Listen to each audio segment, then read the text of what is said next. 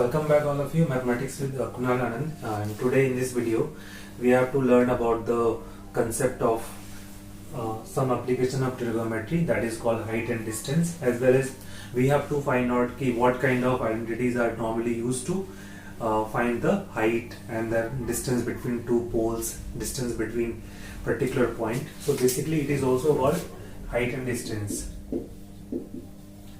Height and distance,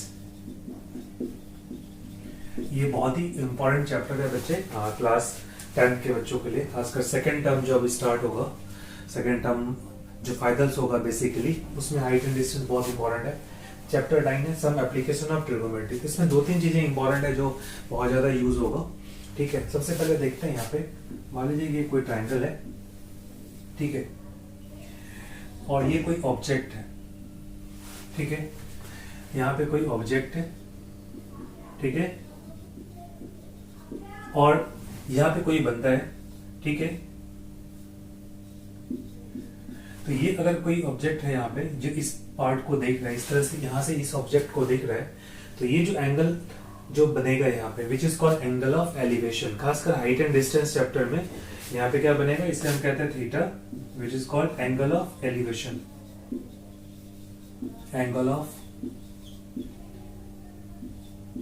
angle of elevation, right? When we see any object at certain point from the top of the tower, from the top of the building, ठीक है, तो ये एक कोई observer है जो इस object को देख रहा है। तो जब आप एंगल ऑफ एलिवेशन क्या होता है, बॉटम टू टॉप, ठीक है, जब मैं बॉटम टू टॉप, मतलब फ्रॉम बॉटम टू टॉप, ठीक है, जब आप बॉटम से किसी टॉप के ऑब्जेक्ट को देखते हो तो वहां पे जो एंगल फॉर्म होता है उसे क्या कहते हैं, एंगल ऑफ एलिवेशन है। इसका नाम दे सकते हैं आप ए बी सी, और ये राइट एंगल ट्राइंगल होगा। तो अगर आपको ये हाइट निकालना है तो यहाँ पे क्या यूज करेंगे मोस्टली हम, देखो ये बेस हो गया, थीटा के अकॉर्डिंग ये बेस हो गया, ये परपेंडिकुलर, ये हाइपोटेनस हो गया। सपोज अगर मेरे को ए बी गिवन है, बी सी फाइंड करना है, तो पी एंड बी का यूज करते हैं। तो tan theta, sin theta and cos theta, these are the terms that we have to use to find out the height of tower या distance between the observer to the foot of the tower, right? अब देखते हैं depression क्या होता है। जैसे क्या, एक ये मेरा कोई ट्रायंगल है, राइट एंगल ट्रायंगल, देखते हैं।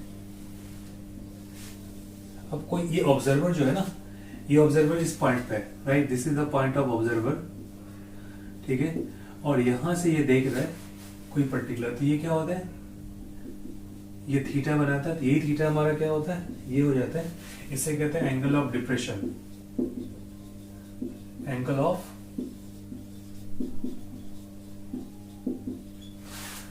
डिप्रेशन कहते हैं बच्चे। ऐसे also called from top to bottom, ठीक है। तो ऑल्टरनेट इंटीरियर एंगल से हम इसे फाइंड कर सकते हैं, जिसे कहते हैं कि एंगल ऑफ डिप्रेशन। तो जब भी कोई ऑब्जेक्ट को आप टॉप से बॉटम की तरफ देखते हैं तो जो एंगल फॉर्म होगा उसे हम कहते हैं angle of depression. And because हम इसको यूज नहीं कर सकते, क्योंकि जब आप थीटा की वैल्यू को फाइंड करते हैं tan से, sin से, cos से, बेस पर परपेंडिकुलर हाइट हाइपोटेनस की नीड होती है। इस वजह से हम इस एंगल के ऑल्टरनेट क्या फाइंड करते हैं, बिकॉज अगर मैं देखूं यहाँ पे ए बी एंड सी, इसके ये क्या है, पैरेलल हो गया बच्चे। जब ये पैरेलल हो गया तो ऑल्टरनेट इंटीरियर एंगल होता है ना, जब दो लाइन होता है इस तरह से, तो ये जो थीटा होता है वही थीटा हमारा क्या होता है, ये होता है। ऑल्टरनेट इंटीरियर एंगल्स का यूज करके दोनों एंगल सेम होगा। तो जब टॉप से बॉटम की तरफ देखते हैं तो वो जो एंगल होगा वो कहलाएगा एंगल ऑफ डिप्रेशन। यहाँ पे सॉल्व नहीं कर सकते, इसलिए इसके बदले हम यहाँ पे सॉल्व करते हैं, और इसे कहते हैं एंगल ऑफ एलिवेशन बच्चे, जिसके थ्रू हम यहाँ पे सॉल्व कर सकते हैं। तो इस तरीके से हम सिंप्लीफाई कर सकते हैं हाइट एंड डिस्टेंस के लिए। अब हम देखते हैं कुछ क्वेश्चंस को देखते हैं, और हमें देखते हैं आइडिया लगता है कि किस तरीके से हम सॉल्व कर सकते हैं एक्सरसाइज के लिए, क्योंकि डिफरेंट सिचुएशन में आपको क्वेश्चन सॉल्व करना होगा। हम लोग एनसीईआरटी के क्वेश्चंस को देखते हैं और फिर ट्राई करते हैं सॉल्व करने के लिए।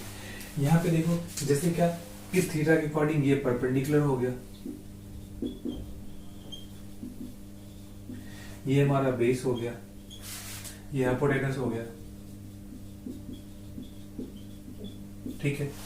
तो tan theta perpendicular upon base sine theta perpendicular upon P upon H cos theta base by hypotenuse. इस तरीके के आइडेंटिटीज को हम ज्यादा ज्यादा यूज करते हैं तो हाइट फाइंड करने के लिए, तो इस तरह से हम निकाल सकते हैं। देखते हैं कुछ न्यूमेरिकल्स में कि जब ये ऑब्जर्वर चेंज हो रहा है, सिचुएशन डिफरेंट हो रहा है, तो हम कैसे फाइंड कर सकते हैं। ओके बच्चे, तो देखते हैं कुछ एक्सरसाइज के क्वेश्चन। फर्स्ट पार्ट सॉल्व करते हैं बच्चे, हाइट एंड डिस्टेंस। एक्सरसाइज आपका ये 9.1। ये कह रहे क्या, first question, circus artist is climbing a 20 metre long rope. इसमें ट्रायंगल का दिया हुआ है,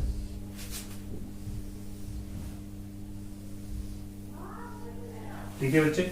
ये हमें दिया हुआ है ट्रायंगल, ए दिया हुआ है, this is A, this one is B, 90 का एंगल दिया हुआ है, एंड सी दिया दैट इज द 30 डिग्री दिया हुआ है, ठीक है बच्चे। और ये 20 मीटर दिया है long rope which is tightly stretched and tied from the top of the vertical pole of the ground. Find the height of the pole. हमें find करना है height of the pole. ये क्या है यहाँ पे, AB है, जो हमारा ये क्या है, पोल है बच्चे। AB हमें क्या करना है, निकालना है, ठीक है। If the angle made by the rope and the ground, ये आपका क्या ग्राउंड है, ठीक है बच्चे। तो ग्राउंड और से अगर हम यूज करते हैं तो देखते हैं कैसे सॉल्व करें। सबसे पहले क्या निकालना है हमें, ए बी निकालना है। इस थीटा के अकॉर्डिंग ये हमारा परपेंडिकुलर होगा और ये हाइपोटेनस दिया हुआ है, तो पी और एच का रिलेशन निकालना होगा। क्योंकि अगर मुझे इस लेंथ की रिक्वायरमेंट होती तो मैं बीसी फाइंड करता, तो मैं क्या यूज करूंगा यहाँ पे, in triangle A B C perpendicular hypotenuse, तो क्या होगा साइन, तो sine 30 degree which is equal to P upon H. तो पी क्या होगा हमारा यहाँ पे 30 के अकॉर्डिंग, ए बी होगा बच्चे, और बी क्या होगा हमारा, एच क्या होगा हाइपोटेनस, ए सी होगा। साइन 30 की वैल्यू कितना होता है, 1/2 which is equal to, A B की वैल्यू कितना है हमें निकालना है, ए बी, और ए सी कितना गिवन है, 20 मीटर गिवन है, ठीक है। तो क्या होगा, ए बी फाइंड करना था, तो A B equal to 20 metre by 2, तो क्या हो गया, कैंसिल हो गए 10 मीटर, तो A B equal to 10 metre हो गया। देयरफॉर हमें जो फाइंड करना था, the height of the pole, therefore height of the pole equal to 10 metre. This is your answer. अब इंपॉर्टेंट है बच्चे, पहले क्वेश्चन में एक्सरसाइज का मैंने पहला क्वेश्चन सॉल्व किया। इस क्वेश्चन में क्या था कि आपको ये 30 दिया है और ये लेंथ दिया हुआ है, तो मैं देखो 30 के सामने क्या हो गया, परपेंडिकुलर हो गया, ये बेस हो गया, ये हाइपोटेनस, और हमें ए बी चाहिए, तो पी और एच का रिलेशन हमें देखना है। पी और एच का रिलेशन किसमें होता है, साइन के साथ होता है, परपेंडिकुलर एंड हाइपोटेनस का रिलेशन, इसलिए हमने यहाँ पे साइन 30 लगाया और हमने वैल्यू को सॉल्व कर लिया, ठीक है। ओके बच्चे, तो देखते हैं क्वेश्चन नंबर 2। ये क्वेश्चन नंबर 1 का आंसर था 10 मीटर। तो ये साइन कॉस tan डिपेंड करता है हमें क्या फाइंड करना है और क्या वैल्यू गिवन है, उसके अकॉर्डिंग हम फाइंड कर सकते हैं, चेक कर सकते हैं। तो you can note the solution of question number 1 exercise 9.1। Move to question number 2 देखते हैं बच्चे, एनसीईआरटी का। कह रहा है क्या, a tree breaks due to storm. कह रहा है ट्री जो है ब्रेक हो गया, तो मानते हैं कि ये ट्री है बड़ा सा और यहां से ये ब्रेक होकर के इधर मूव हो गया, दिस इज ट्री, ठीक है। और tree breaks due to storm and the broken part, जो पार्ट टूट रहा है यहां से, जो ये ब्रोकन पार्ट जो टूटा ये इधर बेंड हो गया, ठीक है। Broken part bend so that the top of the tree, तो ट्री का टॉप ये है जो यहाँ पे टच कर रहा है, so the top of the tree touches the ground and making an angle of 30 degree.